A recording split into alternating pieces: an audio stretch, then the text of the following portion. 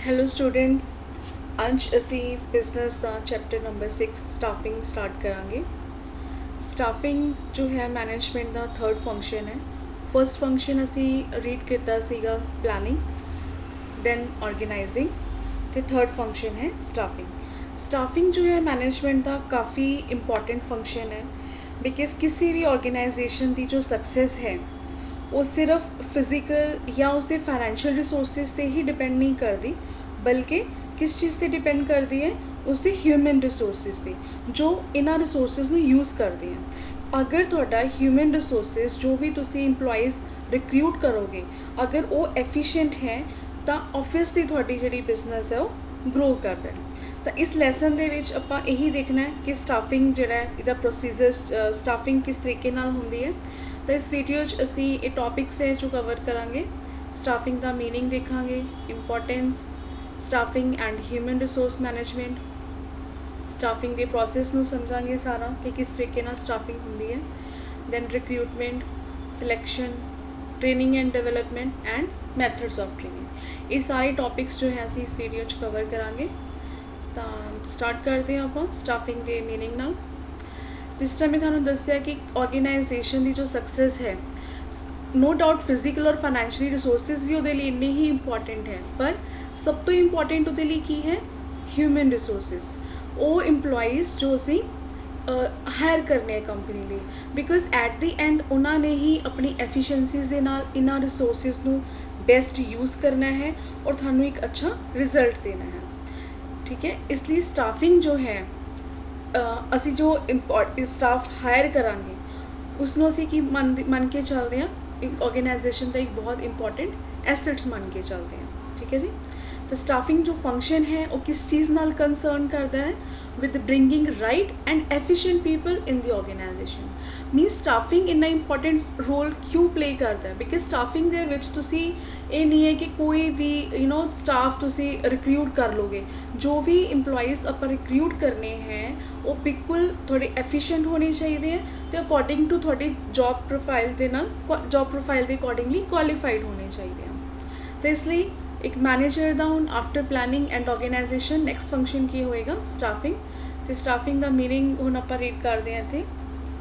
Staffing involves finding the right person for the right job, having the right qualification, doing the right job eight the right time. ਇਹ ਤੁਸੀਂ staffing ਦੇ meaning 'ਚ ਲਿਖ ਸਕਦੇ ਹੋ ਕਿ ਸਟਾਫਿੰਗ ਦਾ ਕੀ ਮਤਲਬ ਹੈ? ਜਿਸ ਦੇ ਵਿੱਚ ਇੱਕ ਆਪਾਂ ਰਾਈਟ ਪਰਸਨ ਨੂੰ ਲੱਭਣਾ ਹੈ ਜੋ ਕਿ ਰਾਈਟ ਜੌਬ ਲਈ, ਜਿਹਦੇ ਕੋਲ ਇੱਕ ਰਾਈਟ ਕੁਆਲੀਫਿਕੇਸ਼ਨ ਹੋਵੇ ਅਤੇ ਰਾਈਟ ਟਾਈਮ 'ਤੇ ਅਸੀਂ ਉਸਨੂੰ ਪਲੇਸ ਕਰਨਾ ਹੈ। ਨੈਕਸਟ ਟੌਪਿਕ ਹੈ ਇਸ ਲੈਸਨ ਦੇ ਵਿੱਚ ਸਾਡਾ importance and needs of staffing. ਕਿ ਸਟਾਫਿੰਗ ਦੀ ਸਾਨੂੰ ਇੰਨੀ ਜ਼ਰੂਰਤ ਹੈ ਕਿਉਂ ਹੈ, ਜਾਂ ਤੁਹਾਨੂੰ ਕੁਐਸਚਨਸ ਆ ਸਕਦਾ ਹੈ ਕਿ what are the benefits of staffing, ਜਾਂ ਵਟ ਆਰ ਦੀ ਐਡਵਾਂਟੇਜਸ, ਔਰ ਵਟ ਆਰ ਦੀ ਇੰਪੋਰਟੈਂਸ, ਜਾਂ what are the needs of staffing.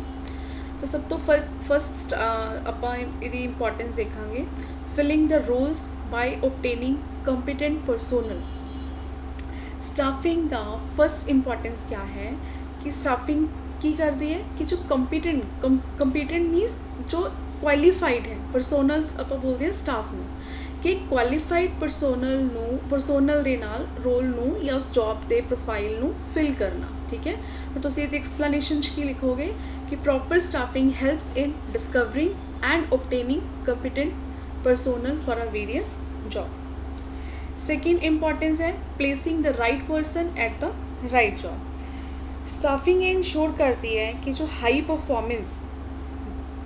Performance by placing the right person on the right job, कि एक right person ਨੂੰ ਜਿਸ ਦੀ according to his qualifications ਤੁਸੀਂ ਉਹਨੂੰ ਉਸ ਜੌਬ ਦੇ ਉੱਤੇ ਪਲੇਸ ਕਰੋ। ਥਰਡ ਪੁਆਇੰਟ ਹੈ ਗਰੋਥ ਆਫ ਐਂਟਰਪ੍ਰਾਈਜ਼ਸ। ਓਬਵੀਅਸਲੀ ਅਗਰ ਤੁਹਾਡੀ ਸਟਾਫਿੰਗ ਪ੍ਰੋਪਰ ਹੋਏਗੀ, ਪ੍ਰੋਪਰ ਸਟਾਫਿੰਗ ਕੀ ਇੰਸ਼ੋਰਸ ਕਰਦੀ ਹੈ कि ग्रोथ जो है एंटरप्राइजेज जो है वो कंटिन्यू ग्रो करेगी। बिकॉज अगर थोड़ा स्टाफ एफिशिएंट है, एट दी एंड कम किसने करना है? स्टाफ नहीं करना है। अगर वो प्रॉपर एफिशिएंट है तो ऑबवियसली गल है कि थोड़ी जी एंटरप्राइजेज है वो भी ग्रो करेगी। नैक्सट इंपॉर्टेंस की है optimum utilization of human resources. ਹੁਣ ऑप्टिमम यूटिलाइजेशन करनी है जिन्ना भी साडे कोल स्टाफ है। अगर तुसी अपनी स्टाफिंग प्रॉपर होएगी वो किस चीज़ नूं रोकेगी? Under utilisation of personnel and high labour cost. Means ਅਗਰ ਪ੍ਰੋਪਰ ਸਟਾਫਿੰਗ ਹੋਏਗੀ ਜਿਸ ਦੇ ਵਿੱਚ ਇੱਕ ਤੁਹਾਡੀ ਮੈਨ ਪਾਵਰ ਪ੍ਰੋਪਰ ਪਲੈਨਿੰਗ ਹੁੰਦੀ ਹੈ। ਮੈਨ ਪਾਵਰ ਪਲੈਨਿੰਗ ਮੀਨਸ ਜਿਸ ਦੇ ਵਿੱਚ ਤੁਸੀਂ ਅਸੈਸ ਕਰਦੇ ਹੋ ਕਿ ਤੁਹਾਨੂੰ ਕਿੰਨੇ ਨੰਬਰ ਆਫ ਇੰਪਲੋਈਜ਼ ਦੀ ਜ਼ਰੂਰਤ ਹੈ ਆਰਗੇਨਾਈਜੇਸ਼ਨ ਨੂੰ, ਕਿਉਂਕਿ ਆਰਗੇਨਾਈਜੇਸ਼ਨ 'ਚ ਨਾ ਹੀ ਅੰਡਰ ਯੂਟੀਲਾਈਜੇਸ਼ਨ ਹੋਣੀ ਚਾਹੀਦੀ ਹੈ ਅਤੇ ਨਾ ਹੀ ਓਵਰ ਯੂਟੀਲਾਈਜੇਸ਼ਨ ਹੋਣੀ ਚਾਹੀਦੀ ਹੈ। ਅਗਰ ਉਹ ਪ੍ਰੋਪਰ ਸਟਾਫਿੰਗ ਦੇ ਅੰਦਰ ਤੁਸੀਂ ਮੈਨ ਪਾਵਰ ਪਲੈਨਿੰਗ ਕਰਕੇ ਚੱਲੋਗੇ ਤਾਂ ਜਿੰਨੀ ਵੀ ਹਿਊਮਨ ਰਿਸੋਰਸਿਸ ਤੁਸੀਂ ਹਾਇਰ ਕੀਤੀ ਹੋਈ ਹੈ ਉਸਨੂੰ ਆਪਟੀਮਮ ਜਿਹੜਾ ਉਹਨਾਂ ਦਾ ਯੂਟੀਲਾਈਜੇਸ਼ਨ ਤੁਸੀਂ ਕਰ ਪਾਓਗੇ। ਐਂਡ ਲਾਸਟ ਇੰਪੋਰਟੈਂਸ ਆਪਾਂ ਇਸਦੀ ਦੇਖਾਂਗੇ improve job satisfaction and morale of the employees. ਅਗਰ ਸਟਾਫਿੰਗ ਪ੍ਰੋਪਰ ਹੋਏਗੀ ਅਕੋਰਡਿੰਗ ਟੂ ਕੁਆਲੀਫਿਕੇਸ਼ਨ ਉਹਨਾਂ ਨੂੰ ਆਪਣੀ ਪੋਸਟ ਮਿਲੀ ਹੋਏਗੀ, ਬਿਕਾਜ਼ ਲੈਟ ਸਪੋਜ਼ ਕਰੋ ਕੋਈ ਹਾਇਰ ਕੁਆਲੀਫਿਕੇਸ਼ਨਸ ਵਾਲਾ ਹੈ ਬਟ ਤੁਸੀਂ ਉਸਨੂੰ ਹਾਇਰ ਕਰ ਦਿੱਤਾ ਕਿਸੇ ਲੋ ਜੌਬ ਪ੍ਰੋਫਾਈਲ 'ਤੇ, ਜਾਂ ਫਿਰ ਲੈਟ ਸਪੋਜ਼ ਕਰੋ ਕੋਈ ਫਾਈਨੈਂਸ ਪਰਸਨਸ ਹੈ ਅਤੇ ਤੁਸੀਂ ਉਹਨੂੰ ਪਲੇਸਮੈਂਟ ਕਰਤਾ ਮਾਰਕੀਟਿੰਗ ਡਿਪਾਰਟਮੈਂਟ ਦੇ ਵਿੱਚ, ਤਾਂ ਆਬਵੀਅਸ ਦੀ ਗੱਲ ਹੈ ਕਿ ਉਹ ਬੰਦਾ ਜੋ ਹੈ ਉੱਥੇ ਪਰਫੋਰਮ ਨਹੀਂ ਕਰ ਪਾਏਗਾ, ਅੱਛੀ ਪਰਫੋਰਮੈਂਸ ਨਹੀਂ ਦੇ ਪਾਏਗਾ। ਤਾਂ ਇਸੇ ਲਈ ਇੱਕ ਪ੍ਰੋਪਰ ਸਟਾਫਿੰਗ ਤੁਹਾਨੂੰ ਕੀ ਇੰਸ਼ੋਰ ਕਰਦੀ ਹੈ ਕਿ ਉਸ ਇੰਪਲੋਈਜ਼ ਨੂੰ ਵੀ ਇੱਕ ਜੌਬ ਸੈਟਿਸਫੈਕਸ਼ਨ ਰਹੇਗੀ ਅਤੇ ਉਹ ਆਪਣੀ ਜੌਬ ਤੋਂ ਜੋ ਹੈ ਪ੍ਰੋਪਰ ਆਪਣਾ ਫੁੱਲ ਜੋ ਆਪਣਾ ਪਰਫੋਰਮੈਂਸ ਹੈ ਉਹ ਦੇ ਪਾਏਗਾ। ਠੀਕ ਹੈ ਜੀ। ਨੈਕਸਟ ਟੌਪਿਕ ਆਪਾਂ ਇਸ ਕਰਾਂਗੇ ਹੁਣ staffing and human resource management, ਜਿਸ ਨੂੰ ਤੁਸੀਂ ਸ਼ਾਰਟ ਫਾਰਮ 'ਚ HRM ਵੀ ਕਹਿ ਸਕਦੇ ਹੋ। ਹੁਣ ਹਿਊਮਨ ਰਿਸੋਰਸ ਮੈਨੇਜਮੈਂਟ ਕਿਆ ਹੈ? ਹਿਊਮਨ ਰਿਸੋਰਸਿਸ ਦੇ ਵਿੱਚ ਤੁਹਾਡੇ ਪਰਸਨਸ ਸਟਾਫ ਇਸੀ ਚੀਜ਼ ਨੂੰ ਕਰਦੇ ਆ, ਯਾਨੀ ਕਿ ਉਹਨਾਂ ਨੂੰ ਮੈਨੇਜ ਕਰਨਾ। ਫਿਰ ਸਟਾਫਿੰਗ ਨਾਲੋਂ ਇਹ ਡਿਫਰੈਂਸ ਕਿੱਦਾਂ ਹੈ? HRM ਜੋ ਹੈ ਉਹ ਇੱਕ ਵਾਈਡਰ ਟਰਮ ਹੈ as compare to staffing. Wider terms means ਇਸ ਦੇ ਵਿੱਚ ਸਿਰਫ ਸਟਾਫਿੰਗ ਕਰਨਾ ਨਹੀਂ ਆਉਂਦਾ, ਉਹ ਅਸੀਂ ਦੇਖਾਂਗੇ ਕਿ ਇਸ 'ਚ ਹੋਰ ਕੀ ਚੀਜ਼ਾਂ ਇਨਕਲੂਡ ਹੁੰਦੀਆਂ। ਜੋ ਸਟਾਫਿੰਗ ਹੈ ਉਹ ਜਸਟ ਇੱਕ ਵਨ ਪਾਰਟ ਹੈ HRM ਦਾ, ਠੀਕ ਹੈ। It is a just part of the HRM। Means HRM ਦੇ ਵਿੱਚ ਫਿਰ ਕੀ ਇਨਕਲੂਡ ਹੈ? ਹਿਊਮਨ ਰਿਸੋਰਸਿਸ ਦੀ ਨੀਡ ਨੂੰ ਪਹਿਲਾਂ ਅਸੈਸ ਕਰਨਾ ਕਿ ਕੰਪਨੀ ਦੇ ਵਿੱਚ ਕਿੰਨੇ ਸਾਨੂੰ ਹਿਊਮਨ ਰਿਸੋਰਸਿਸ ਜਾਂ ਕਿੰਨੇ ਇੰਪਲੋਈਜ਼ ਚਾਹੀਦੇ ਹੈ, ਉਹਦੇ ਅਕੋਰਡਿੰਗਲੀ ਫਿਰ ਰਿਕਰੂਟਮੈਂਟਸ ਕਰਨਾ, ਦੈਨ ਸਿਲੈਕਸ਼ਨ ਕਰਨਾ ਉਹਨਾਂ 'ਚੋਂ ਇੱਕ ਬੈਸਟ ਇੰਪਲੋਈਜ਼ ਦੀ। ਆਫਟਰ ਸਿਲੈਕਸ਼ਨਸ ਉਹਨਾਂ ਨੂੰ ਟ੍ਰੇਨਿੰਗ ਦੇਣਾ, ਉਹਨਾਂ ਦਾ ਡਿਵੈਲਪਮੈਂਟ ਐਂਡ ਰਿਵਾਰਡਿੰਗ, ਸਭ ਕੁਛ ਦੇਖਣਾ। ਇਹ ਸਾਰੇ ਡਿਪਾਰਟਮੈਂਟਸ ਜੋ ਹੈ ਤੁਹਾਡੇ HRM ਦੇ ਅੰਡਰ ਯਾਨੀ ਕਿ ਹਿਊਮਨ ਰਿਸੋਰਸ ਮੈਨੇਜਮੈਂਟ ਦੇ ਅੰਡਰ ਆਉਂਦੇ ਆ। ਤੋ ਸਟਾਫਿੰਗ ਜੋ ਹੈ ਅਗਰ ਇਹ ਤੁਹਾਨੂੰ ਡਿਫਰੈਂਸ ਆਉਂਦਾ ਹੈ ਪੇਪਰ ਦੇ ਵਿੱਚ ਤਾਂ ਤੁਸੀਂ ਫਸਟ ਦੋਨਾਂ ਦਾ ਮੀਨਿੰਗ ਲਿਖ ਸਕਦੇ ਹੋ, ਸਟਾਫਿੰਗ ਦਾ ਔਰ HRM ਦਾ। ਦੈਨ ਸਟਾਫਿੰਗ ਜੋ ਹੈ ਉਹ ਅਸੀਂ ਸਮੋਲ ਆਰਗੇਨਾਈਜੇਸ਼ਨ ਵਿੱਚ ਯੂਜ਼ ਕਰਦੇ ਹਾਂ, ਬਿਕਾਜ਼ ਜਿੰਨੇ ਵੀ ਉੱਤੇ ਫੰਕਸ਼ਨਸ ਤੁਹਾਨੂੰ ਮੈਂ ਸਾਰੇ ਦੱਸੇ ਆ, ਅਗਰ ਕੋਈ ਤੁਹਾਡੀ ਸਮੋਲ ਆਰਗੇਨਾਈਜੇਸ਼ਨਸ ਹੈ ਤਾਂ ਇੱਕ ਸਿੰਗਲ ਹੈਂਡਡ ਜੋ ਮੈਨੇਜਰ ਹੈ ਉਹਨੂੰ ਹੈਂਡਲ ਕਰ ਸਕਦਾ ਇਸ ਚੀਜ਼ ਨੂੰ, ਠੀਕ ਹੈ। ਬਟ ਅਗਰ ਇੱਕ ਲਾਰਜ ਆਰਗੇਨਾਈਜੇਸ਼ਨ ਹੈ ਜਿਸ 'ਚ ਨੰਬਰ ਆਫ ਇੰਪਲੋਈਜ਼ ਬਹੁਤ ਜ਼ਿਆਦਾ ਹੈ, ਉਸ ਆਰਗੇਨਾਈਜੇਸ਼ਨ ਦੇ ਵਿੱਚ ਫਿਰ ਇੱਕ ਸੈਪਰੇਟ ਡਿਪਾਰਟਮੈਂਟ ਬਣਾਇਆ ਜਾਂਦਾ ਹੈ ਹਿਊਮਨ ਰਿਸੋਰਸ ਦਾ, ਜੋ ਇਹ ਸਾਰੇ ਸਟਾਫਿੰਗ ਦੇ ਫੰਕਸ਼ਨਸ ਪਰਫੋਰਮ ਕਰਦਾ ਹੈ, ਜਿਸ ਨੂੰ ਅਸੀਂ HRM ਕਹਿੰਦੇ ਹਾਂ। ਠੀਕ ਹੈ ਜੀ। ਨੈਕਸਟ ਹੁਣ ਆਪਾਂ ਇਸ ਵੀਡੀਓ 'ਚ ਦੇਖਣਾ ਹੈ staffing process, which is a very important questions from the exam point of view. ਇਹ ਤੁਹਾਨੂੰ ਪੁੱਛਿਆ ਜਾਂਦਾ ਹੈ staffing process, and most of the ਜੋ ਕੁਐਸਚਨਸ ਇਸ 'ਚੋਂ ਬਣਦੇ, ਅਗਰ ਲੈਟ ਸਪੋਜ਼ ਕਰੋ ਤੁਹਾਨੂੰ ਡਾਇਰੈਕਟ ਕੁਐਸਚਨਸ ਨਹੀਂ ਆ ਰਹੇ ਐਗਜ਼ਾਮ 'ਚ ਕਿ what are the staffing process, ਤਾਂ ਇਸ 'ਚੋਂ ਮੋਸਟ ਪ੍ਰੋਬੇਬਲੀ ਕੁਐਸਚਨਸ ਜੋ ਐਗਜ਼ਾਮ 'ਚੋਂ ਆ ਰਹੇ ਕੇਸ ਸਟੱਡੀਜ਼ ਦੇ ਉੱਤੇ। ਤਾਂ ਕੇਸ ਸਟੱਡੀਜ਼ ਦੇ ਪੁਆਇੰਟ ਆਫ ਵਿਊ ਨਾਲ ਤੁਸੀਂ ਇਹ ਕੁਐਸਚਨਸ ਦੇਖਣਾ ਹੈ, ਬਿਕਾਜ਼ ਕੇਸ ਸਟੱਡੀਜ਼ ਨੂੰ ਸੋਲਵ ਕਰਨ ਦਾ ਸਭ ਤੋਂ ਬੈਸਟ ਤਰੀਕਾ ਹੈ ਕਿ ਜਦੋਂ ਤੁਸੀਂ ਇਹਨਾਂ ਸਟੈਪਸ ਨੂੰ ਅੱਛੀ ਤਰੀਕੇ ਨਾਲ ਹੁਣ ਡਿਟੇਲ 'ਚ ਪੜ੍ਹੋਗੇ, ਉਹਨਾਂ ਦੇ ਕੀਵਰਡਸ ਨੂੰ ਪਕੜਨਾ, ਬਿਕਾਜ਼ ਕੀਵਰਡਸ ਦੇ ਨਾਲ ਹੀ ਤੁਸੀਂ ਅੰਦਾਜ਼ਾ ਲਗਾਉਣਾ ਹੈ ਕੇਸ ਸਟੱਡੀਜ਼ ਦੇ ਵਿੱਚ ਕਿ ਉਹ ਤੁਹਾਡੇ ਕੋਲੋਂ ਕੀ ਪੁੱਛ ਰਿਹਾ। ਤਾਂ ਨੈਕਸਟ ਵੀਡੀਓ ਦੇ ਵਿੱਚ ਅੱਜ ਇਸ ਵੀਡੀਓ 'ਚ ਸਿਰਫ ਆਪਾਂ ਸਟਾਫਿੰਗ ਪ੍ਰੋਸੈਸ ਕਰਾਂਗੇ, ਅਤੇ ਨੈਕਸਟ ਵੀਡੀਓ ਦੇ ਵਿੱਚ ਮੈਂ ਤੁਹਾਡੇ ਨਾਲ ਇਸ ਪ੍ਰੋਸੈਸ ਦੇ ਰਿਗਾਰਡਿੰਗ ਕੇਸ ਸਟੱਡੀਜ਼ ਵੀ ਡਿਸਕਸ ਕਰਾਂਗੀ ਕਿ ਕਿਸ ਤਰੀਕੇ ਦੇ ਕੁਐਸਚਨਸ ਐਗਜ਼ਾਮ 'ਚ ਆਉਂਦੇ ਆ, ਠੀਕ ਹੈ। ਅਤੇ ਥੋੜ੍ਹਾ ਜਿਹਾ ਤੁਹਾਨੂੰ ਕੁਝ ਈਜ਼ੀ ਟ੍ਰਿਕਸ ਦੱਸਾਂਗੀ ਕਿ ਆਪਾਂ ਕੇਸ ਸਟੱਡੀਜ਼ ਨੂੰ ਕਿਵੇਂ ਸੋਲਵ ਕਰ ਸਕਦੇ ਹਾਂ। ਤਾਂ ਪਹਿਲਾਂ ਆਪਾਂ ਸਟਾਫਿੰਗ ਪ੍ਰੋਸੈਸ ਦੇਖਦੇ ਹਾਂ, ਔਰ ਇਹ ਜੋ ਕੰਸੈਪਟ ਹੈ ਤੁਹਾਨੂੰ ਪ੍ਰੈਕਟੀਕਲੀ ਵੀ ਤੁਹਾਡੇ ਬਹੁਤ ਕੰਮ ਆਏਗਾ, ਬਿਕਾਜ਼ ਜਿਸ ਤਰ੍ਹਾਂ ਲਾਈਕ ਤੁਸੀਂ ਆਫਟਰ +2 ਜਾਂ ਹੁਣ ਗ੍ਰੈਜੂਏਸ਼ਨ ਜੋ ਹੈ ਜੋਬ ਲਈ ਅਪਲਾਈ ਕਰੋਗੇ, ਤਾਂ ਐਟਲੀਸਟ ਤੁਹਾਨੂੰ ਇੱਕ ਆਈਡੀਆ ਹੋਣਾ ਚਾਹੀਦਾ ਹੈ ਕਿ ਜਦੋਂ ਅਸੀਂ ਜੋਬ ਲਈ ਅਪਲਾਈ ਕਰਦੇ ਹਾਂ ਤਾਂ ਜੋ ਸਾਡੀ ਸਿਲੈਕਸ਼ਨ ਹੈ ਉਹ ਕਿਸ ਪ੍ਰੋਸੀਜਰਸ ਨਾਲ ਹੁੰਦੀ ਹੈ। ਅਤੇ ਕਾਫੀ ਇੰਟਰਸਟਿੰਗ ਟੌਪਿਕ ਹੈ, ਤੁਹਾਨੂੰ ਉਸ ਦੇ ਉੱਤੇ ਵੀ ਕਾਫੀ ਨੌਲੇਜ ਜੋ ਹੈ ਜਾਣਨ ਨੂੰ ਮਿਲੇਗਾ ਕਿ ਜੋ ਕੰਪਨੀਜ਼ ਹੈ ਉਹ ਕਿਸ ਤਰੀਕੇ ਨਾਲ ਆਪਣਾ ਸਟਾਫ ਰਿਕਰੂਟ ਕਰਦੇ ਹੈ, ਠੀਕ ਹੈ ਜੀ। ਤਾਂ ਪਹਿਲਾਂ ਆਪਾਂ ਸਟਾਫਿੰਗ ਪ੍ਰੋਸੈਸ ਦੇ ਇੱਕ ਸਟੈਪਸ ਦੇਖ ਲੈਂਦੇ ਹਾਂ। ਫਸਟ ਸਟੈਪਸ ਕੀ ਹੁੰਦਾ ਸਟਾਫਿੰਗ? ਸਭ ਤੋਂ ਪਹਿਲਾਂ ਐਸਟੀਮੇਟ ਕਰਨਾ man power requirement, then recruitment, after recruitment ਫਿਰ ਸਿਲੈਕਸ਼ਨ ਹੋਏਗੀ, ਸਿਲੈਕਸ਼ਨ ਤੋਂ ਬਾਅਦ placement and orientation, training and development, then performance appraisal, and end which promotion and career planning. हुण ये सारे स्टैप्स आपां वन बाय वन डिस्कस करदे हां। तो तुसी एक स्टाफिंग प्रोसैस नूं याद करन दा सब तो बेस्ट तरीका ये है कि एक अपनी माइंड 'च तुसी बना के चलना है कि लेट्स सपोज तुसी एक मैनेजर हो, ठीक है, ह्यूमन रिसोर्स मैनेजर हो, HR मैनेजर हो कंपनी दे विच, और तुसी कंपनी दे लई स्टाफ नूं रिक्रूट करना है। तो उस दे लई क्या करोगे? सब तो पहला ऑब्वियसली चीज़ है कि थानू पता होना चाहिए है कि सानू इंप्लॉइज़ किन्ने चाहिए हैं। यानी कि सब तो फर्स्ट थोड़ा स्टैप की होएगा, किसी मैन पावर रिक्वायर नूं एस्टीमेट करना है कि एक कंपनी दे विच किन्ने बंदियां दी ज़रूरत है। तो उस दे विच उसनूं करन दे लई ते ये भी बड़ा एक इंटरस्टिंग पॉइंट है, और इस पैराग्राफ दे विच ही ना थानू काफ़ी क्वेश्चनस इस दे च बन सकते हैं 1 मार्क्स के अकॉर्डिंगली। और अगे आपां देखते हैं किस तरीके नाल करना है। इसकी एक्सप्लेनेशन देखो तुसी की लिखोगे कि staffing process begin with the estimation of man power requirement. जो स्टाफिंग का एक प्रोसेस है वो शुरू ही किस नाल होंदा है कि मैन पावर रिक्वायरमेंट नूं एस्टीमेट करना। तो मैन पावर रिक्वायरमेंट नूं आपां किस तरह एस्टीमेट करते हैं कि सानू किस तरह अंदाज़ा लगे कि एक सानू किन्ने इंप्लॉइज़ की ज़रूरत है। तो उसके लिए जो मैनेजर्स हैं वो ये 3 स्टैप परफॉर्म करेगा। नंबर 1 ते आएगा थोड़ा वर्कलोड एनालिसिस। हुण वर्कलोड एनालिसिस की करोगे, इस दे विच तुसी number of employee and type of employee ये दोनों ही फाइंड आउट करोगे कि जो भी थोड़े ऑर्गेनाइजेशन स्ट्रक्चर दे विच जो भी तुसी जॉब्स डिज़ाइनस कीती हैं या जॉब डिसाइड की है कि ये काम असी करवाना है, तो वो अकॉर्डिंगली थानू किन्ने नंबर ऑफ परसन की ज़रूरत है। और टाइप ऑफ इंप्लॉइज़ दे विच तुसी की देखोगे, उन्होंने क्वालिफिकेशंस देखोगे कि थानू किस तरीके दे जो स्टाफ है या किस तरीके दी इंप्लॉइज़ की रिक्वायरमेंट है, ठीक है। हुण जो वर्कलोड एनालिसिस हो गया, नेक्स्ट मैनेजर की करेगा वर्क फोर्स एनालिसिस। इस कन्फ्यूज़ नहीं होना, समटाइम्स ये 1 मार्क्स थोड़े को पूछा भी जा सकता है कि what is a workload analysis and what is a work force analysis. या फिर क्वेश्चन MCQs दे विच थानू किस तरीके नाल आंदे हैं कि वो ए वाला थानू जो मीनिंग मैं समझाया ये तुसी प्रॉपर वर्डिंग याद रखनी अपनी माइंड 'च। ये पूछ के फिर थानू पूछा जा सकता है कि वर्क फोर्स एनालिसिस की गल हो रही है या फिर वर्कलोड एनालिसिस की गल हो रही है, ठीक है। हुण देखो वर्क फोर्स एनालिसिस आपां की करना है, it estimate the number and type of human resources available कि एट प्रेजेंट दे थोड़े कोल एट प्रेजेंट जो है कंपनी दे कोल किन्ने एग्जिस्टिंग इंप्लॉइज़ हैं। वर्कलोड एनालिसिस सिर्फ आपां की फाइंड आउट किया है कि किन्ने नंबर ऑफ इंप्लॉइज़ सानू चाहिए हैं। तो वर्क फोर्स एनालिसिस तुसी की चैक कर रहे हो कि एग्जिस्टिंग इंप्लॉइज़ किन्ने हैं। हुण तभी तुसी किसी जॉब पोजीशन लिए उन्होंने डिसाइड कर पाओगे ना कि एक जॉब सानू रिक्वायरमेंट किन्ना है। तो हुण तुसी देखोगे करंट किन्ने हैं। थर्ड स्टैप दे विच फिर मैनेजर्स की करेगा, कंपैरिजन करेगा इन्हां दोनों का, वर्कलोड एनालिसिस का भी और वर्क फोर्स एनालिसिस का। उस डिफरेंस तो वो एस्टीमेट करेगा मैन पावर रिक्वायरमेंट, ठीक है।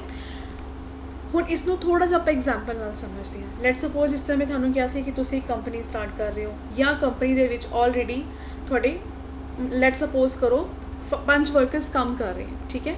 बट जो तुसी एक रिक्वायरमेंट वर्कलोड एनालिसिस किया, वर्कलोड्स तुसी देख रहे हो कि मेरा एक काम है तो इस काम नूं परफॉर्म करने लई मैनूं किन्ने इंप्लॉइज़ चाहिए हैं। लेट्स सपोज करो मैं नंबर ऑफ जो एस्टीमेट किया 10 नंबर्स हैं, ठीक है। तो वर्क फोर्स एनालिसिस में की देखा कि मेरे एग्जिस्टिंग इंप्लॉइज़ किन्ने हैं। एग्जिस्टिंग इंप्लॉइज़ मेरे को 6 हैं पर मैनू रिक्वायर्ड किन्ने हैं 10 है। तो जो कंपैरिजन है मीन्स हले भी मेरा जो स्टाफ है वो अंडर स्टाफिंग है, हले मैनू स्टाफ की वो रिक्वायरमेंट है। उस केस दे विच आपां की करांगे स्टाफिंग करांगे, ठीक है। यानी कि थानू 4 इंप्लॉइज़ जो है होर चाहिए हैं। हुण लेट सपोज करो थोड़े ऑलरेडी एग्जिस्टिंग जो इंप्लॉइज़ हैं वो 12 हैं और तुसी वर्कलोड एनालिसिस देखा कि थानू सिर्फ 10 इंप्लॉइज़ चाहिए है। इट मीनस एक किहड़ी सिचुएशन शो कर रहा है थानू ओवर स्टाफिंग की। तो ओवर स्टाफिंग दे विच कंपनी दे कोल की ऑप्शंस होंदी हैं कि या तो तुसी ट्रांसफर कर सकते हो। लेट सपोज करो थोड़ी 2 ब्रांचेज हैं किसी सेम सिटीज़ या कोई होर जगह थोड़ी कंपनी है तो तुसी उत्थे उन्होंने ट्रांसफर कर सकते हो या फिर कंपनी नू ऑब्वियसली रिमूव करना पेगा। बिकॉज ये जो दोनों सिचुएशंस हैं थोड़े कोल स्टाफिंग अंडर स्टाफिंग दियाँ एंड ओवर स्टाफिंग दियाँ, इट इज़ अनडिज़ायरेबल, ये कंपनी लिए नहीं सही है। तो इस पॉइंट तो इंपॉर्टेंट पॉइंट है, इस दे विच ही थोड़े काफ़ी जो क्वेश्चन आ MCQs के अकॉर्डिंगली भी बन सकते हैं, ठीक है। हुण फर्स्ट स्टैप असी मैन पावर एस्टीमेट कर लिया कि सानू इन्ने परसन रिक्वायर्ड है। हुण सैकेंड स्टैप असी की करना, सैकेंड स्टैप होएगा रिक्रूटमेंट। रिक्रूटमेंट मीनस हुण तुसी ਮੈਨੇਜਰ ਦੀ ਕੋਸ਼ਿਸ਼ ਹੁੰਦੀ ਹੈ ਕਿ ਉਹ ਜ਼ਿਆਦਾ ਤੋਂ ਜ਼ਿਆਦਾ ਜੋ ਹੈ ਲੋਕਾਂ ਨੂੰ ਇੰਡਿਊਸ ਕਰੇ। ਇੰਡਿਊਸ ਮਤਲਬ ਉਹਨਾਂ ਨੂੰ ਅਟਰੈਕਟ ਕਰੇ ਆਪਣੀ ਕੰਪਨੀ ਦੀ ਤਰਫ, ਕਿ ਉਹ ਤੁਹਾਡੀ ਕੰਪਨੀ ਦੇ ਲਈ ਅਪਲਾਈ ਕਰਨ। ਹੁਣ ਜ਼ਿਆਦਾ ਤੋਂ ਜ਼ਿਆਦਾ ਲੋਕਾਂ ਨੇ ਇੰਡਿਊਸ ਕਿਉਂ ਕਰਨਾ ਹੈ? ਕਿਉਂਕਿ ਦੇਖੋ ਰਿਕਰੂਟਮੈਂਟ 'ਚ ਕੀ ਹੈ, ਤੁਸੀਂ ਸਿਰਫ ਹਲੇ ਲੋਕਾਂ ਨੂੰ ਇਨਵਾਈਟ ਕਰ ਰਹੇ ਹੋ ਕਿ ਸਾਡੀ ਕੰਪਨੀ 'ਚ ਆ ਕੇ ਅਪਲਾਈ ਕਰੋ। ਬਿਕਾਜ਼ ਜਿੰਨੀ ਜ਼ਿਆਦਾ ਤੁਹਾਡੇ ਕੋਲ ਆਪਸ਼ਨਸ ਹੋਏਗੀ ਅਤੇ ਉਸ ਤੋਂ ਤੁਸੀਂ ਓਨਾ ਹੀ ਜੋ ਬੈਸਟ ਹੈ ਆਪਣੀ ਕੈਂਡੀਡੇਟ ਨੂੰ ਆਪਣੇ ਕੰਪਨੀ ਦੇ ਲਈ ਚੂਜ਼ ਕਰ ਪਾਓਗੇ। ਠੀਕ ਹੈ, ਤਾਂ ਹੁਣ ਰਿਕਰੂਟਮੈਂਟਸ ਨੂੰ ਵੈਸੇ ਇਸ ਚੈਪਟਰ ਦੇ ਵਿੱਚ ਪ੍ਰੋਪਰ ਅੱਗੇ ਨੈਕਸਟ ਤੁਹਾਡੇ ਟੌਪਿਕ ਹੈ ਡਿਟੇਲ ਦੇ ਵਿੱਚ ਰਿਕਰੂਟਮੈਂਟ ਸਿਲੈਕਸ਼ਨਸ, ਉੱਥੇ ਆਪਾਂ ਇਹ ਦੇਖਾਂਗੇ ਸਾਰਾ ਕਿ ਰਿਕਰੂਟਮੈਂਟ ਪ੍ਰੋਸੀਜਰ ਕਿਸ ਤਰੀਕੇ ਨਾਲ ਹੁੰਦਾ ਹੈ। ਤਾਂ ਤੁਸੀਂ ਇਸ ਦੇ ਵਿੱਚ ਇਹ ਮੈਂਸ਼ਨ ਕਰ ਸਕਦੇ ਹੋ ਕਿ ਰਿਕਰੂਟਮੈਂਟ ਜੋ ਹੈ ਕੰਪਨੀ ਦੇ ਕੋਲ 2 ਮੇਨ ਸੋਰਸਿਸ ਹੁੰਦੇ ਹੈ ਜਿਸ ਦੇ ਨਾਲ ਉਹ ਰਿਕਰੂਟਮੈਂਟ ਕਰ ਸਕਦਾ ਹੈ। Number 1 is external and number 2 is internal. Internal recruitment companies ਕਿਸ ਤਰ੍ਹਾਂ ਕਰਦੀਆਂ, ਜਿਸ ਤਰ੍ਹਾਂ ਪ੍ਰਮੋਸ਼ਨਸ ਕਰ ਲਿਆ ਜਾਂ ਥਰੂ ਟ੍ਰਾਂਸਫਰ ਤੁਸੀਂ ਜੋ ਹੈ ਆਪਣਾ ਉਸ ਜੋਬ ਪੋਜੀਸ਼ਨ ਨੂੰ ਫਿਲ ਕਰ ਸਕਦੇ ਹੋ। ਅਤੇ ਆਊਟਸਾਈਡ ਐਕਸਟਰਨਲ ਸੋਰਸਿਸ ਦੇ ਕੋਲ ਕੀ ਆਪਸ਼ਨਸ ਹੈ ਕਿ ਐਡਵਰਟੀਜ਼ਮੈਂਟ ਦੇ ਸਕਦੇ ਹੋ ਜਾਂ ਕਿਸੇ ਪਲੇਸਮੈਂਟ ਕੰਸਲਟੈਂਟ ਨਾਲ ਜਾਂ ਕਿਸੇ ਵੀ ਇੰਪਲੋਇਮੈਂਟ ਐਕਸਚੇਂਜ ਨਾਲ ਜੋ ਕੰਪਨੀਜ਼ ਹੈ ਉਹ ਕੰਟੈਕਟ ਕਰਕੇ ਉੱਥੋਂ ਵੀ ਜੋ ਸਟਾਫ ਹੈ ਉਹ ਤੁਸੀਂ ਹਾਇਰ ਕਰ ਸਕਦੇ ਹੋ। ਯਾਨੀ ਕਿ ਰਿਕਰੂਟਮੈਂਟ ਵਿੱਚ ਕੀ ਹੋ ਰਿਹਾ, ਸਿਰਫ ਅਸੀਂ ਪੀਪਲਸ ਨੂੰ ਇਨਵਾਈਟ ਕਰ ਰਹੇ ਹਾਂ ਕੈਂਡੀਡੇਟਸ ਨੂੰ ਕਿ ਉਹ ਆਉਣ ਅਤੇ ਸਾਡੀ ਕੰਪਨੀ 'ਚ ਅਪਲਾਈ ਕਰਨ। ਨਾਓ ਹੁਣ ਆਪਾਂ ਕਰਨਾ ਥਰਡ ਸਟੈਪ। ਲੋਕਾਂ ਨੇ ਅਪਲਾਈ ਵੀ ਕਰ ਲਿਆ, ਹੁਣ ਉਹ ਜਿਨ੍ਹਾਂ ਨੇ ਇੰਨਾ ਲੋਕਾਂ ਨੇ ਅਪਲਾਈ ਕੀਤਾ ਹੈ, ਹੁਣ ਆਪਾਂ ਉਹਦੇ ਵਿੱਚੋਂ ਕੀ ਕਰਨਾ ਹੈ, ਇੱਕ ਮੋਸਟ ਸਿਊਟੇਬਲ ਕੈਂਡੀਡੇਟ ਨੂੰ ਚੂਜ਼ ਕਰਨਾ ਹੈ ਆਪਣੀ ਉਸ ਜੋਬ ਪੋਜੀਸ਼ਨ ਲਈ। ਅਤੇ ਜੋ ਸਿਲੈਕਸ਼ਨ ਪ੍ਰੋਸੀਜਰ ਹੈ ਹੁਣ ਉਹਦੇ ਲਈ ਵੀ ਇੱਕ ਕੰਪਨੀ ਕੋਲ ਪ੍ਰੋਸੈਸ ਹੁੰਦਾ ਹੈ ਕਿ ਉਹਨੇ ਉਹ ਕੈਂਡੀਡੇਟ ਕਿਵੇਂ ਸਿਲੈਕਟ ਕਰਨਾ ਹੈ। ਤਾਂ ਹਰ ਕੰਪਨੀ ਦੇ ਜਾਂ ਅਕੋਰਡਿੰਗ ਟੂ ਪ੍ਰੋਫਾਈਲ ਜੋ ਹੈ ਉਹ ਡਿਫਰੈਂਟ ਹੋ ਸਕਦਾ ਹੈ। ਜਿਸ ਤਰੀਕੇ ਨਾਲ ਕੋਈ ਐਗਜ਼ਾਮਸ ਲਿੱਤਾ ਜਾ ਸਕਦਾ ਹੈ, ਟੈਸਟਸ ਹੁੰਦੇ ਹੈ, ਇੰਟਰਵਿਊਜ਼ ਹੁੰਦੀਆਂ ਹੈ। ਤਾਂ ਇਹ ਕੁਝ ਕੰਪਨੀ ਦੇ ਕੋਲ ਤਰੀਕੇ ਹੁੰਦੇ ਆ ਜਿਹਦੇ ਨਾਲ ਉਹ ਕੈਂਡੀਡੇਟ ਨੂੰ, ਇੱਕ ਬੈਸਟ ਕੈਂਡੀਡੇਟ ਨੂੰ ਆਪਣੀ ਕੰਪਨੀ ਲਈ ਸਿਲੈਕਟ ਕਰ ਸਕਦੇ ਹਨ। ਠੀਕ ਹੈ, ਤਾਂ ਸਿਲੈਕਸ਼ਨ ਨੂੰ ਇੱਕ ਵਾਰ ਥੋੜ੍ਹੇ ਕੁਐਸਚਨ ਇਹ ਵੀ ਆ ਸਕਦਾ ਹੈ 1 ਮਾਰਕਸ 'ਚ ਕਿ ਜੋ ਸਿਲੈਕਸ਼ਨ ਹੈ ਨਾ, ਇਹਨੂੰ ਆਪਾਂ ਨੈਗੇਟਿਵ ਪ੍ਰੋਸੈਸ ਕਹਿੰਦੇ ਹਾਂ। ਨੈਗੇਟਿਵ ਪ੍ਰੋਸੈਸ ਕਿਉਂ ਹੈ? ਕਿਉਂਕਿ ਰਿਕਰੂਟਮੈਂਟ 'ਚ ਕੀ ਹੋ ਰਿਹਾ, ਕੈਂਡੀਡੇਟਸ ਆ ਰਹੇ ਹੈ ਕਾਫੀ ਸਾਰੇ। ਠੀਕ ਹੈ, ਹਾਲੇ ਉਹਨਾਂ ਨੂੰ ਹੋਪ ਹੈ ਕਿ ਹਾਂ ਸਾਡੀ ਸਿਲੈਕਸ਼ਨ ਹੋ ਸਕਦੀ ਹੈ। ਬਟ ਸਿਲੈਕਸ਼ਨ 'ਚ ਕੀ ਕਰਨਾ ਹੈ, ਹੁਣ ਜਿਸ ਤਰ੍ਹਾਂ ਅਸੀਂ ਉੱਪਰ ਪੋਜੀਸ਼ਨ ਰਿਕੁਆਇਰਡ ਕੀਤੀ ਸੀ ਕਿ 6 ਕੈਂਡੀਡੇਟ ਐਗਜ਼ਿਸਟ ਹੈ, ਸਾਨੂੰ 10 ਕੈਂਡੀਡੇਟਸ ਦੀ ਰਿਕੁਆਇਰਮੈਂਟ ਹੈ, ਮੀਨਸ 4 ਕੈਂਡੀਡੇਟ ਚਾਹੀਦੇ ਸੀ। ਲੈਟ ਸਪੋਜ਼ ਕਰੋ 50 ਕੈਂਡੀਡੇਟਸ ਨੇ ਅਪਲਾਈ ਕੀਤਾ, ਹੁਣ 50 'ਚੋਂ ਰੱਖਣੇ, ਸਿਲੈਕਟ ਤਾਂ ਅਸੀਂ ਸਿਰਫ 4 ਕਰਨੇ ਹੈ, ਤਾਂ ਬਾਕੀ ਕੈਂਡੀਡੇਟਸ ਨੂੰ ਤੁਸੀਂ ਕੀ ਕਰੋਗੇ, ਰਿਜੈਕਟ ਕਰ ਦੋਗੇ। ਤਾਂ ਇਸੇ ਲਈ ਜੋ ਸਿਲੈਕਸ਼ਨ ਪ੍ਰੋਸੈਸ ਹੈ ਇਹਨੂੰ ਆਪਾਂ ਨੈਗੇਟਿਵ ਪ੍ਰੋਸੈਸ ਵੀ ਬੋਲਦੇ ਹਾਂ। ਹੁਣ ਸਿਲੈਕਸ਼ਨ ਹੋ ਗਿਆ, ਉਸ ਤੋਂ ਬਾਅਦ ਦੇਖੋ ਜਦੋਂ ਇੱਕ ਇੰਪਲੋਈ ਸਿਲੈਕਟ ਹੋ ਜਾਂਦਾ ਹੈ, ਕਿਆ ਸਟਾਫਿੰਗ ਪ੍ਰੋਸੈਸ ਉੱਥੇ ਹੀ ਖਤਮ ਹੋ ਜਾਂਦਾ ਹੈ? ਨੋ। ਹੁਣ ਆਫਟਰ ਸਿਲੈਕਸ਼ਨ ਨੈਕਸਟ ਮੈਨੇਜਰਸ ਦੀ ਕਿਆ ਡਿਊਟੀ ਹੁੰਦੀ ਹੈ ਕਿ ਇੰਪਲੋਈਜ਼ ਨੂੰ ਅਸੀਂ ਕੀ ਕਰਨਾ ਹੈ, ਪਲੇਸ ਕਰਨਾ ਹੈ। ਅਗਰ ਤੁਸੀਂ ਧਿਆਨ ਨਾਲ ਦੇਖੋਗੇ ਇਸ ਕੁਐਸਚਨ ਦੇ ਵਿੱਚ ਉਸਨੇ 2 ਟੌਪਿਕਸ ਐਡ ਕੀਤੇ ਹੈ ਅਤੇ ਦੋਨੋਂ ਆਪਣੇ ਇੱਕ ਡਿਫਰੈਂਟ ਜੋ ਹੈ ਇਹਨਾਂ ਦਾ ਪੁਆਇੰਟ ਦਾ ਮੀਨਿੰਗਸ ਹੈ। ਪਹਿਲਾਂ ਪਲੇਸਮੈਂਟ ਹੋਏਗੀ, ਫਿਰ ਓਰੀਐਂਟੇਸ਼ਨ ਹੋਏਗੀ। ਤਾਂ ਆਪਾਂ ਪਹਿਲਾਂ ਪਲੇਸਮੈਂਟ ਦਾ ਮੀਨਿੰਗ ਦੇਖਦੇ ਹਾਂ ਕਿ ਪਲੇਸਮੈਂਟ ਕੀ ਹੈ। ਪਲੇਸਮੈਂਟ ਮੀਨਸ ਜੋ ਤੁਸੀਂ ਕੈਂਡੀਡੇਟ ਨੂੰ ਸਿਲੈਕਟ ਕੀਤਾ ਹੈ ਉਸਨੂੰ ਉਸ ਜੌਬ 'ਤੇ ਪਲੇਸ ਕਰਨਾ।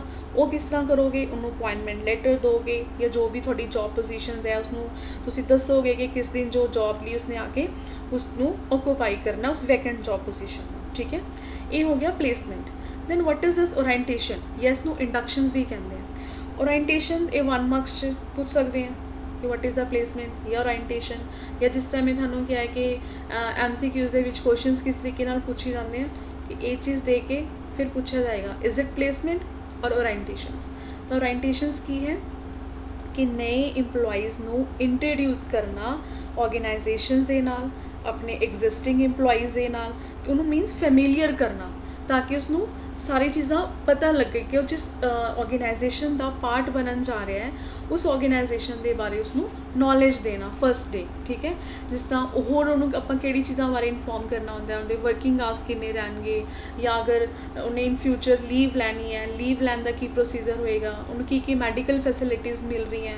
ਮਤਲਬ ਜੋ ਚੀਜ਼ਾਂ ਨੂੰ ਇੱਕ ਨਏ ਇੰਪਲੋਈਜ਼ ਨੂੰ ਤੁਸੀਂ ਇੰਟਰੋਡਿਊਸ ਕਰ ਸਕਦੇ ਹੋ ਆਪਣੇ ਪੂਰੇ ਆਰਗੇਨਾਈਜੇਸ਼ਨ ਕਲਚਰ ਦੇ ਬਾਰੇ ਕਿ ਉਹ ਕਿਸ ਤਰੀਕੇ ਨਾਲ ਤੁਹਾਡੀ ਆਰਗੇਨਾਈਜੇਸ਼ਨ ਜੋ ਹੈ ਚੱਲਦੀ ਹੈ, ਉਹ ਸਾਰਾ ਕੁਝ ਤੁਹਾਡਾ ਓਰੀਐਂਟੇਸ਼ਨ 'ਚ ਆਏਗਾ। ਠੀਕ ਹੈ ਜੀ, ਹੁਣ ਕੈਂਡੀਡੇਟ ਵੀ ਪਲੇਸ ਹੋ ਗਿਆ, ਓਰੀਐਂਟੇਸ਼ਨ ਵੀ ਕਰਵਾਤੀ ਉਹਦੀ। ਨੈਕਸਟ ਕੈਂਡੀਡੇਟ ਜਦੋਂ ਵੀ ਕੋਈ ਨया ਆਏਗਾ, ਹੁਣ ਉਹਨੂੰ ਆਉਂਦੇ ਹੀ ਨਹੀਂ ਪਤਾ ਹੋਏਗਾ ਕਿ ਮੈਂ ਕਿਆ ਕੰਮ ਕਰਨਾ ਹੈ ਜਾਂ ਕਿਸ ਤਰੀਕੇ ਨਾਲ ਕਰਨਾ ਹੈ, ਤਾਂ ਉਸ ਦੀ ਸਕਿੱਲ ਨੂੰ ਹੋਰ ਇਨਕਰੀਜ਼ ਕਰਨ ਲਈ ਕੰਪਨੀ ਕੀ ਆਰਗੇਨਾਈਜ਼ ਕਰਦੀ ਹੈ, training and development program means एक सिस्टमैटिक ट्रेनिंग्स करवाई जाती है ताकि उन्होंने जो स्किल है एग्जिस्टिंग स्किल है तो नॉलेज है उन्होंने होर इनक्रीज़ किया जाए। उस दे नाल की होएगा ऑब्वियसली उस इंप्लॉइज़ की एक डेवलपमेंट होएगी वो फ्यूचर्स दे लई जो है थोड़ी होर जॉब हायर जॉब्स के लिए जो है वो अपने आप को रेडी करेगा। ठीक है, तो ये सारे प्रोग्राम जो हैं training and development they companies जो हैं टाइम टू टाइम अपनी ऑर्गेनाइजेशन च चलाती रहती है। नैक्सट प्रोसीजर जो है ट्रेनिंग एंड डेवलपमेंट तो बाद नैक्सट आप करांगे परफॉर्मेंस अप्रेजल। परफॉर्मेंस अप्रेजल क्या है, इस परफॉर्मेंस अप्रेजल मीनस तुसी उसकी परफॉर्मेंस नू इवैल्यूएट करना है, एनालाइज करना है। हुण उसने ट्रेनिंग भी लै ली, डेवलपमेंट भी लै ली, काम करना शुरू करता। ठीक है, तो काम जो आप एक एग्जिस्ट कंपनी काम करते हैं अपने माइंड 'ਚ एक होंदा है कि इस चीज़ तो बाद वट नैक्सट, कि मेरी नैक्सट मैनू प्रमोशनस कदों होएगी या मेरी नैक्सट हायर पोजीशन क्या है। तो उस चीज़ को जज करने लई जो मैनेजर है उन्होंने दे काम दे परफॉर्मेंस के बेसिस पे उन्होंने रेट करते हैं, इवैल्यूएट करते हैं। ठीक है, तो उस दे बेसिस पे फिर उन्होंने जो ट्रांसफर्स है या प्रमोशन है वो इस परफॉर्मेंस अप्रेजल पर बेस करती है जो उन्होंने मैनेजर देगा उन्होंने काम के बेसिस पे वो जो भी करेंगे। ठीक है, फिर इसी प्रमोशन और अप्रेजल के बेस पे नैक्सट तुसीं पॉइंट करना है इस promotion and career planning. Promotion means की होंदा है कि किसी परसन को हायर जॉब पोजीशनस पे प्लेस करना। हुण जिस पोजीशन पे लगे हो सारी ये तो नहीं है कि पूरा लाइफ टाइम उसी पोजीशन पे बैठा रहेगा, है ना। तो अगर थोड़ी परफॉर्मेंस अच्छी होएगी जो तुसी इस स्टैप च दे रहे हो उस दे बेसिस के उत्ते ही थोड़ी नैक्सट प्रमोशन डिपेंड करेगी। और प्रमोशन का एक ही मतलब है कि तुसी हायर प्लेस पे हायर जॉब पोजीशन पे प्लेस किए जा रहे हो विद मोर पे एंड इनक्रीज रिस्पॉन्सिबिलिटी। तो प्रमोशन होएगी ऑब्वियसली तुसी जी कैंडीडेट है वो कैरियर प्लानिंग भी कर रहे हो जो कि उसको मोटिवेट करने के लिए भी बहुत ज़रूरी है। एंड लास्ट स्टैप्स थोड़ा आ जाएगा कंपनसेशन। कंपनसेशन की है एक price of the job. Price of the job मीनस जो परसन थोड़ी कंपनी लिए काम कर रहे हैं उसके एक्सचेंज उसके बदल च आपां नूं की दे रहे हो, सैलरी दे रहे हो, रिवॉर्ड्स दे रहे हो, इंसेंटिव्स दे रहे हो या कोई भी होर फैसिलिटीज़ दे रहे हो वो सब कंपनसेशन चाहेगा। तो कंपनसेशन के तुसीं एग्जाम्पल्स जो है ये अपनी मैंशन कर सकते हो। जिस तरह ये थोड़ी बुक में थोड़ा जिहा होर डिटेल्स एक्सप्लेनेशन मैं थानू दोनों चीज़ां दस दिंदी हाँ कि कंपनसेशन जो है डायरैक्ट पेमेंट्स नाल भी हो जाता और इनडायरैक्ट पेमेंट्स है। इनडायरैक्ट पेमेंट्स की आएगा जिस थोड़ी मैडिकल फैसिलिटीज़ हो गया, इंश्योरेंस हो गया। ठीक है, और डायरैक्ट फाइनेंशियली पेमेंट्स की आएगा थोड़ी सैलरीज हो गया। और ये इसलिए भी 2 टाइप्स होंगी हैं। नंबर 1 टाइम बेस्ड पेमेंट्स और दूसरा होंदा है performance based payment. Time based payments किहड़ियां होंदियां जो अकॉर्डिंग टू टाइम थानू पे की जाती हैं। लेट सपोज थोड़ी वेजिज है जिस तरह लेबर वर्कर्स हैं उन्होंने डेली बेसिस पे आप पेमेंट करते हैं या वीकली हो रहा है या मंथली हो रहा है वो चीज़ आ जाएगी थोड़ी टाइम बेस्ड पेमेंट पे। परफॉर्मेंस बेस्ड केड़ा होएगा अगर तुसी किसी इस तरीके का कोई काम कर रहे हो जिस विच थानू अकॉर्डिंग टू कोई नंबर ऑफ पीसिस पेमेंट होंदी है या जिन्ने यूनिट तुसी प्रोड्यूस कर रहे हो एक दिन दे विच एक मंथ दे विच उहदे अकॉर्डिंगली यानी कि थोड़ी परफॉर्मेंस के बेस से थानू पेमेंट हो रही है। ठीक है जी, तो ये सारे स्टैप्स होंगे स्टाफिंग प्रोसैस दे विच। मैं फिर तो एक बार छोटा जिहा रिवाइज़ करवा रही हूँ ताकि थानू याद रहे। सब तो पहला आप स्टार्टिंग किस तो करनी है, मैन पावर रिक्वायरमेंट को एस्टीमेट करना है। आफ्टर एस्टीमेशन आपां कैंडीडेट्स नू इनवाइट करना है कि थोड़ी कंपनी के लिए अपलाई करन। फिर जो उन्होंने अपलाई किया है उस दे विचों असीं बेस्ट कैंडीडेट नू चूज़ करना है। वो थोड़ा सिलैक्शन प्रोसीजर हो जाएगा कि कैंडीडेट नू सिलैक्ट करन तो बाद उन्होंने पर जॉब पोजीशन पे प्लेस करना है और ओरिएंटेशन करवाना मीनस उन्होंने फैमिलाइज करना है, फैमिलाइज करवाना है अपने एग्जिस्टिंग इंप्लॉइज़ के नाल ते अदर्स जो थोड़ी ऑर्गेनाइजेशन दे विच किस तरीके नाल चीज़ां हैं या जो भी रूल्स हैं उस दे नाल उसदी एक इंट्रोडक्शनस देना। ठीक है, and last they which after placement employee नू ट्रेनिंग एंड डेवलपमेंट देना ताकि उसकी जो जॉब परफॉर्मेंस है या एग्जिस्टिंग स्किल है उसनू इंप्रूव किया जाए।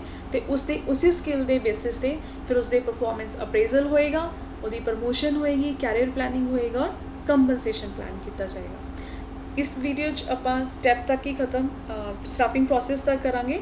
नैक्सट जो है नैक्सट चैप्टर जो है आप नैक्सट वीडियो के करांगे। ठीक है जी, थैंक यू।